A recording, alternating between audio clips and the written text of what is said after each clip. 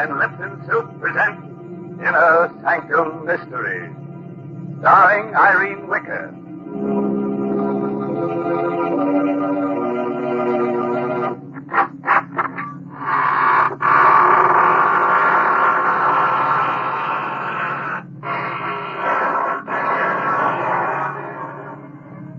Good evening, friends of the Inner Sanctum. This is your host inviting you in through the squeaking door. Ease yourself in. The welcome mat is out. Pick yourself a place to stand. There are several choices. You can stand in awe, or stand aghast, or stand rooted to the spot. Or if you find you can't stand it at all, just stretch out on the floor and lie still. You'll have plenty of company there before we get through with tonight's list of victims. Good gracious, Mr. Host. I don't think I'd enjoy that company. Well, they're not very lively, Mary. In fact, you may find them a little, stiff at first. But they won't interrupt if you want to talk. And you know I do want to talk, Mr. Host. And now, friends, if you'll just reach over and switch off those harsh, bright lights, we'll begin our story of The Creeping Wall by Sigmund Miller, starring Irene Wicker in the role of Karen Jeremy.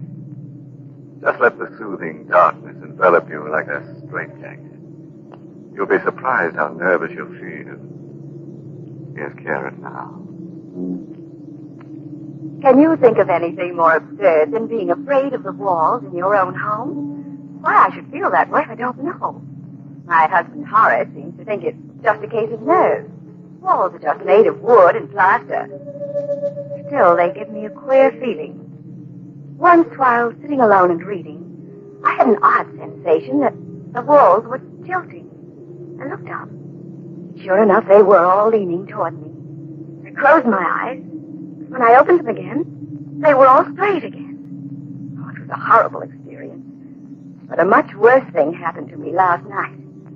I was asleep, dreaming that I was sitting in front of my vanity, making myself pretty.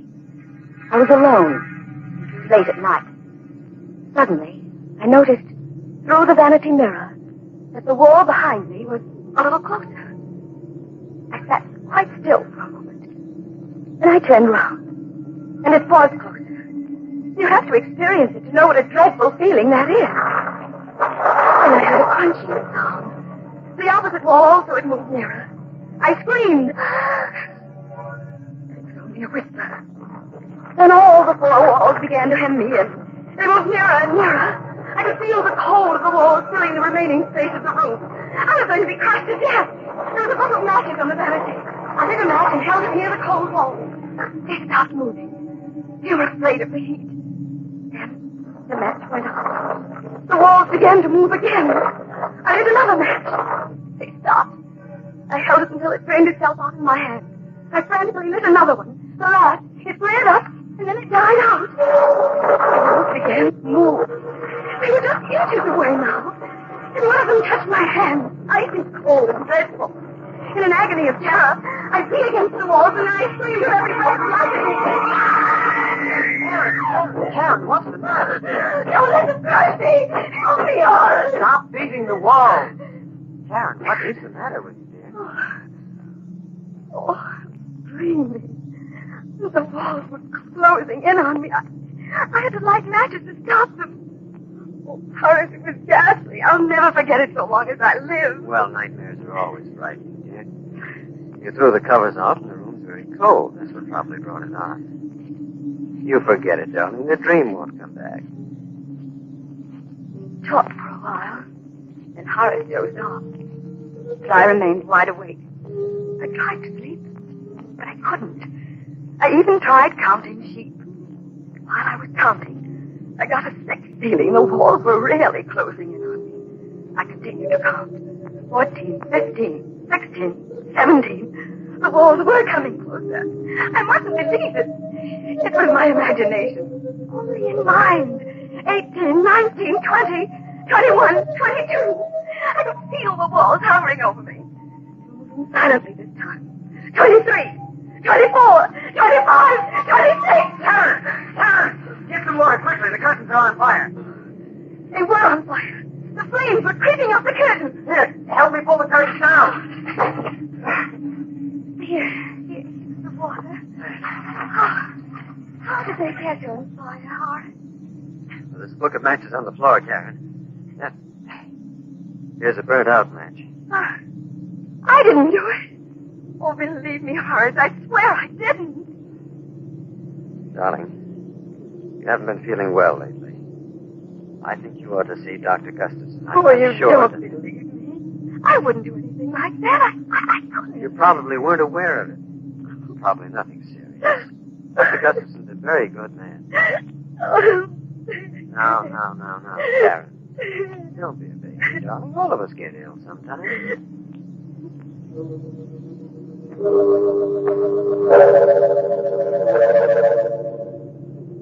Dr. Gustafson is a little man with sharp eyes. I told him the whole story about the walls and the dream. Tried to be at ease. There was a mirror on his desk, and as I talked, I kept fixing my hair. Didn't look so well today. 2 new gray hairs I had to pull out. He kept watching me very closely.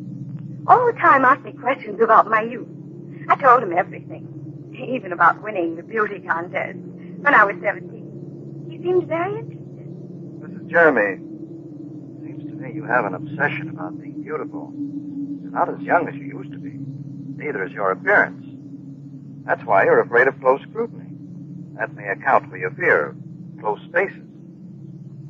Went on like that, looking at me as though I were a drab, middle-aged woman. He didn't like me, and I didn't like him. I didn't like the way he spoke to me, the way he watched. Karen, put the letter opener down. I was just holding it. You'll hurt somebody holding it that way, don't you? No harm from that, I'm sure. The first thing you should do, Mr. Jeremy, is to get larger living quarters. Your wife may be suffering from acute claustrophobia, among other things.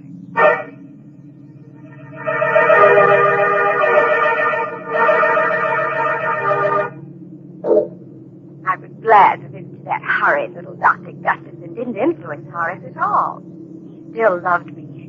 Told me I was the loveliest woman in all the world. One day he came home in great excitement. Darling, I've got a wonderful surprise for you. I've just bought the famous meadow mansion. Oh, Horace, do be careful. You must my hair. What is this meadow mansion? Well, it belongs to John Aiken. You know, the famous naturalist. He was killed in a fellow's auto accident. It's a huge house, and you won't be troubled by walls ever. Come on now, darling. We have to see the agent and sign lots of papers. We went to the agent's office. Mr. Swanson was his name. A very friendly old man. He kept looking at me all the time he was talking. Mr. Swanson, we'd like to take occupancy in the house right away. I don't think it's a good idea, Mr. Jeremy. You see, there's still a lot of Mr. Aiken's property in the house. And Oh, well, we don't mind that. you don't understand. It's specimens Mr. Aiken's left there, animals and snakes.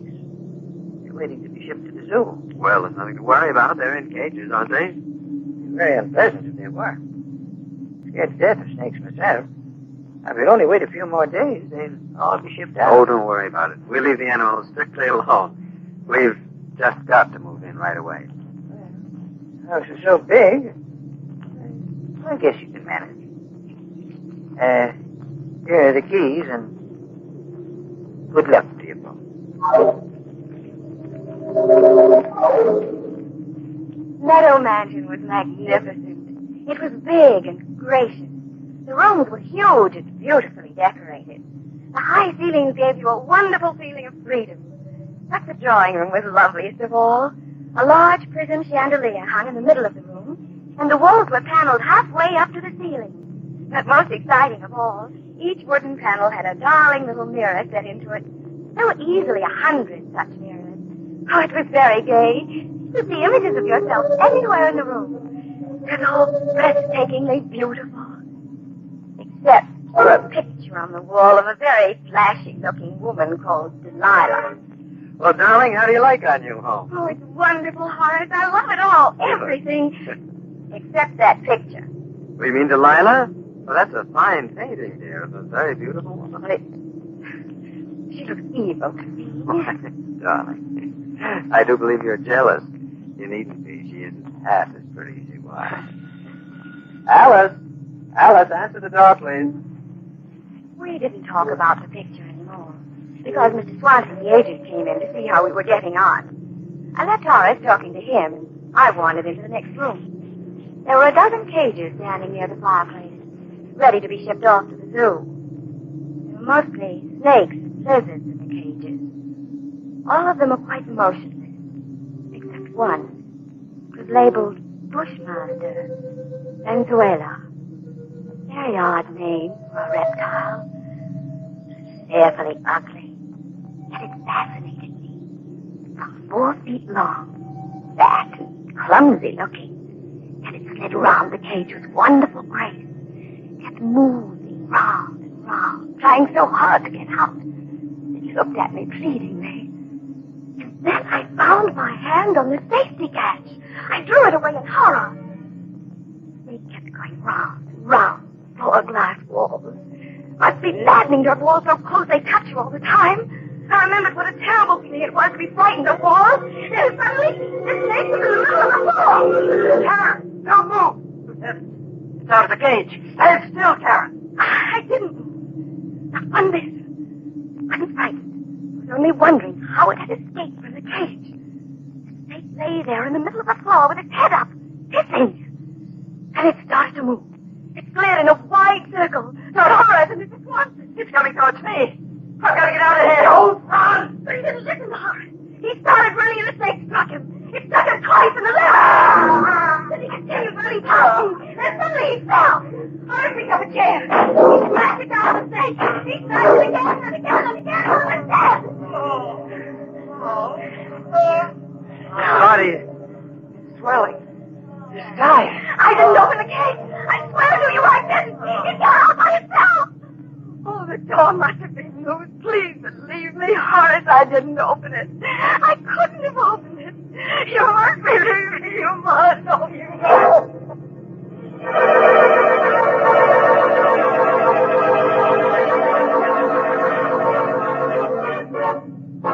Oh. You know, I'm really upset about poor Mr. Swanson. He hardly opened his mouth in the story when he was out like a light.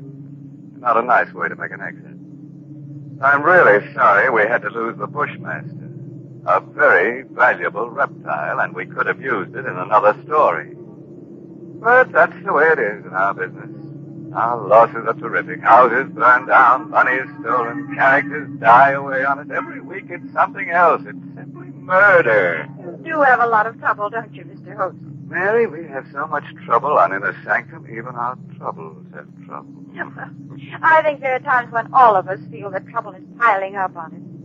But you know, friends, I found a good way to get over that feeling. Just say to yourself, I'm going to relax and have a cup of Lipton tea. Then when you're comfortably seated with your teacup within easy reach, give your mind something pleasant to think about. That Lipton tea, for instance.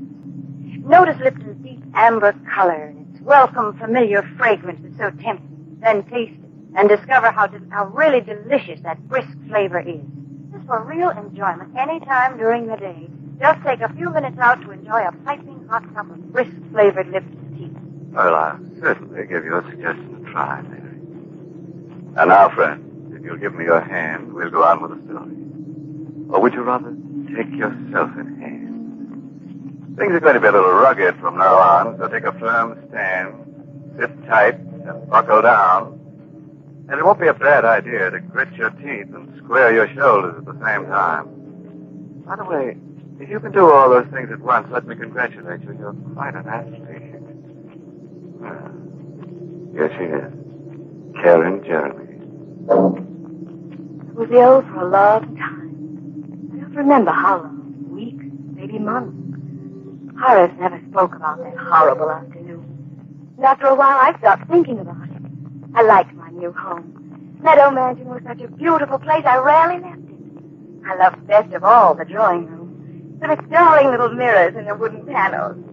I could see myself from all sides. It was so much fun. My absurd fear of walls was beginning to fade away. There's only one thing that irritated me. That was the picture of Delilah. I was determined to get rid of it. Karen, stop glaring at that picture. I don't like it, Horace. I wish we'd get rid of it. This is a fine work of art. Why? I don't care. It's an evil picture to me. Karen, look here. You're just jealous of it. You're jealous of any beautiful woman, even if she's only a painting. You don't care for me anymore. That is a ridiculous thing to say. You know it's not true. If you really love me, you'll take that picture down off the wall. That picture is staying right where it is. Now, it's for your own good. I'm going out for a walk. And, Karen, I absolutely forbid you to touch that picture. I'm in it. I sat there for quite a while, staring at that picture that was upsetting my life with Horace. He was always kind and gentle with me. It was the first time he'd ever lost his temper. I looked at Delilah with a gleam of white teeth between her full lips. She was an abandoned-looking thing. Her long hair cunningly untidy. Her eyes sparkling, black, shameless. She seemed to be laughing at me. I made up my mind. Horace would understand. I got a knife from the kitchen. I pulled a chair over to the picture. And I stood up on the chair, then began to slice down the length of the picture. Mrs. Gerald, what are you doing? It's no business of yours. Go away out. Oh, you mustn't do that. Mr. Jeremy will be angry. I told you it's none of your business.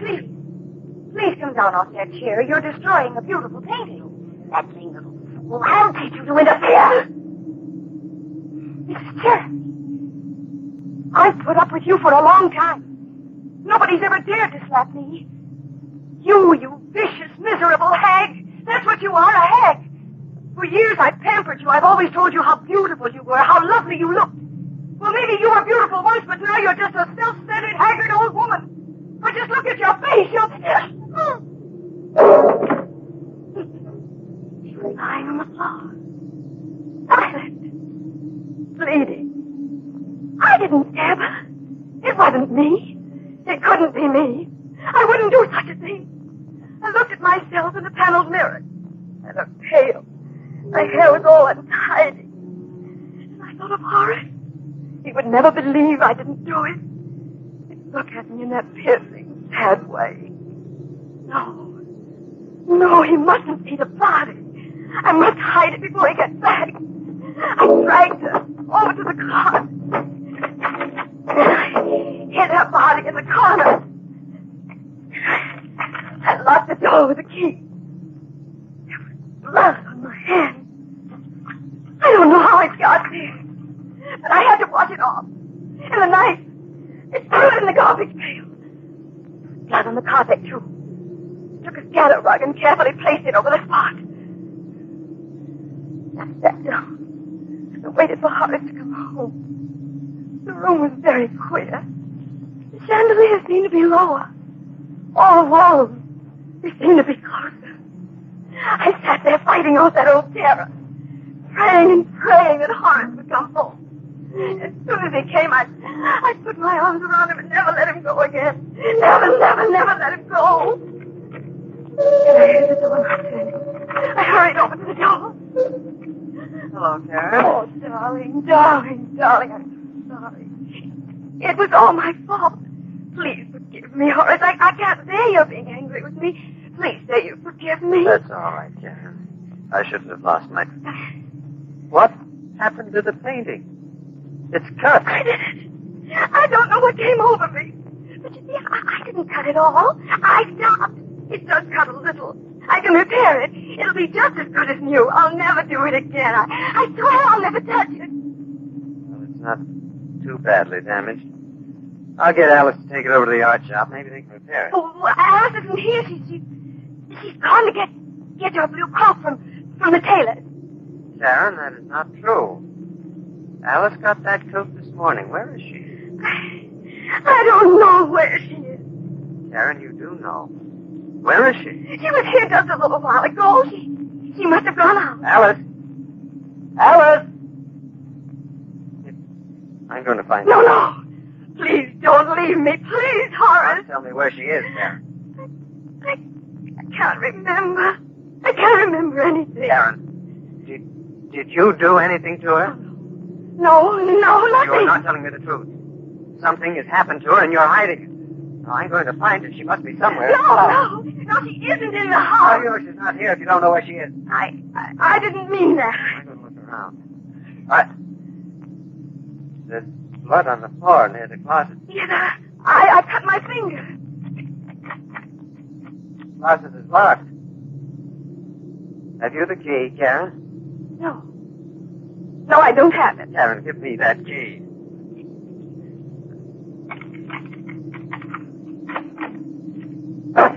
Karen! You killed her! No. I didn't kill her.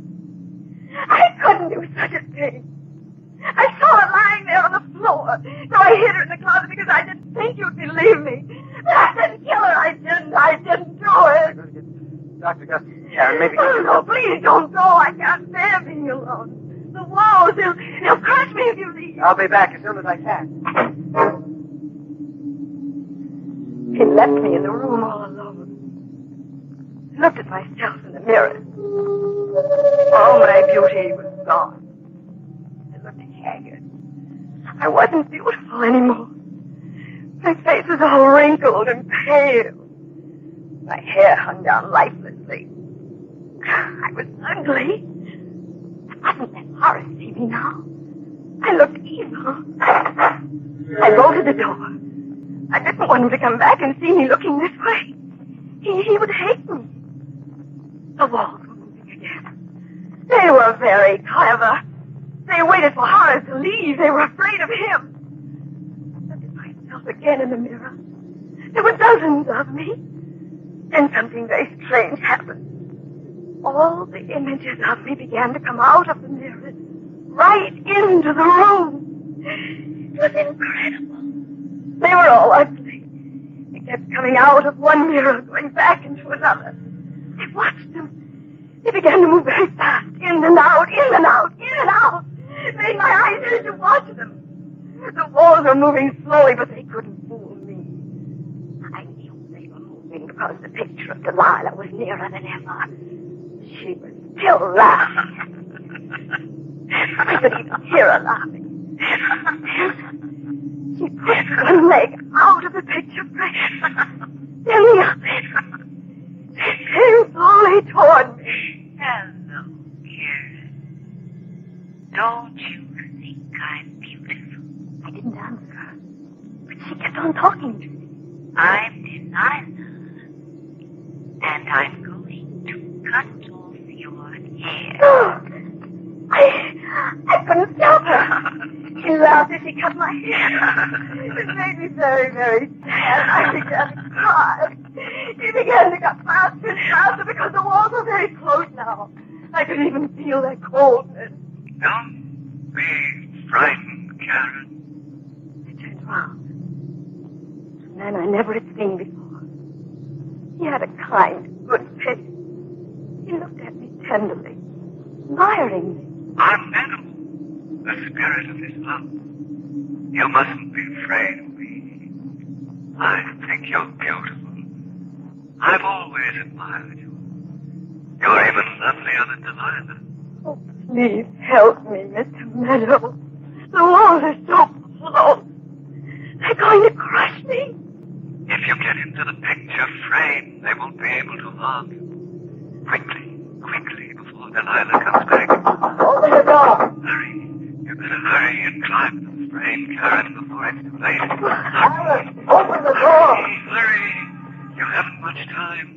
You'll be safe inside the picture. This heaven for head. In the picture frame. Karen, you cut your hair off. It's amazing. She looks 20 years younger. But she's beautiful. I'm safe now, darling. The wolves can never get me. Ever.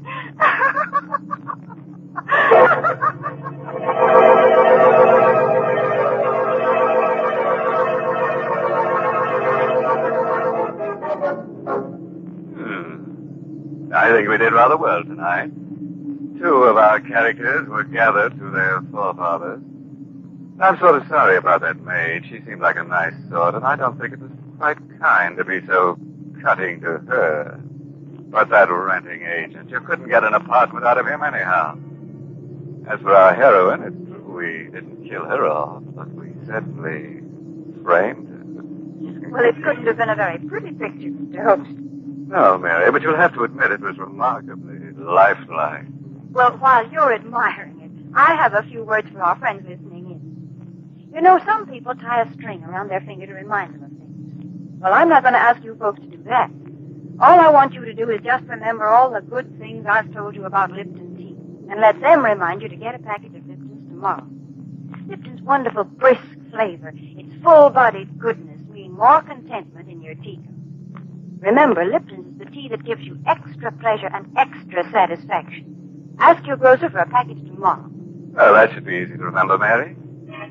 Well, friends, it's time to close the squeaking door until next Tuesday, when we'll get together again for another killing time. Oh, by the way, this month's Inner Sanctum Mystery novel is The Pavilion by Hilda Lawrence. Yes, the next week's Inner Sanctum story, directed by Hyman Brown, and brought to you by Lipton Tea and Lipton Soup. Next week's story is called The Edge of Death. Feeling a little edgy already? Very interesting story. Yeah, it's sort of a mixture of Russian legend and modern psychiatry that tells of a beautiful and sinister old sword. I'm sure you'll get the point. So, until we meet on the edge of death next Tuesday, good night. Pleasant dreams.